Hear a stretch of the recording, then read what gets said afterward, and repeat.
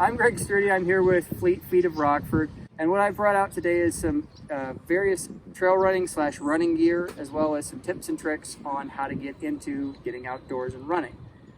First thing you want to think about is your pre-run. Weather, just like running, is pretty subjective to what you're comfortable in. The only thing that by and large everybody agrees on that is going to cancel a run or a race is lightning. The route with trail running, you are going to burn, give or take 15 to 30% more energy. So that is a big consideration for new runners to be involved with, is you want to make sure that you're anticipating that extra energy need and that slower pace. That time on your feet is going to be longer. You are going to lose 1 to 3+ minutes per mile on your pace. You have things like hydration belts in various styles. So you've got one like that, you've got one like this, you've got a handheld that people will carry, you've got vests with bladders, fuel-wise, things like that. You're also going to, like I said, burn a lot more energy. So your traditional gels and things like that will work depending on how far you're going and how many you want to carry for how much fuel. Roughly, you're in the neighborhood of, say, 200 to 300 calories an hour is a general guideline for where you should be consuming if you're out long. Outside of the difficulty in terrain, the one big variable is ice that is trashing for everybody as far as terrain goes. We have a couple of options here for gear specifically to deal with ice, and they're really about it in that respect. You've got traction adders, crampon style units like these, micro spikes, etc., or screws in your shoes, and that's it. It's just like studding your tires on your car or having winter tires. The terrain requires that in ice, and pretty much ice alone. Side of that, terrain goes from grassy and easy, if you will, that you could run with road shoes that are very simple and low tread, to things like mud and snow and sand, which are really high lug devices. Think of tires on your car, big large traction devices, big large lugs. You're going to want to claw through that stuff.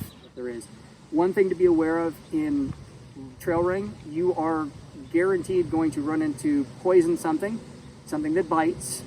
You're going to fall, you're going to get wet. That is it.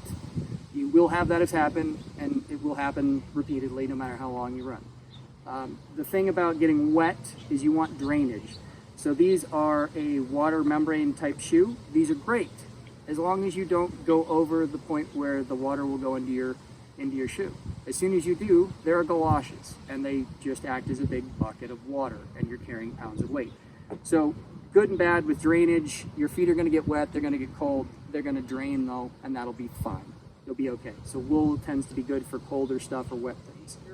If you're going on longer trail runs, would be a first aid kit, especially if you're going on anything, say, north of 15 miles out in the backcountry.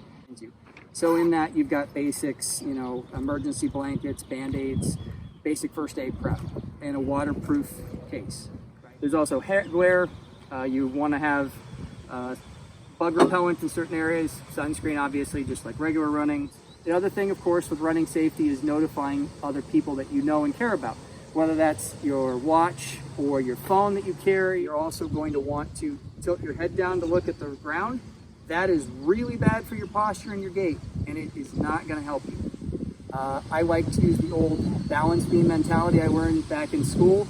12 feet out in the head, keeps your eyes out forward. Your brain will, I promise you, will learn to compensate and deal with the speed at which the objects are coming towards you to deal with your footing. You will learn to trust your feet. Your ankles will get more nimble. They will get stronger. But if you run hunched over like this, constantly looking at your feet, you're going to be hunched. You're going to have issues with your shoulders, your back, your hips, your legs. Everything's going to go out of whack. So keep your posture up and straight and eyes out forward, dealing with the terrain. Final shout out to Feet Rockford, who's here with us today.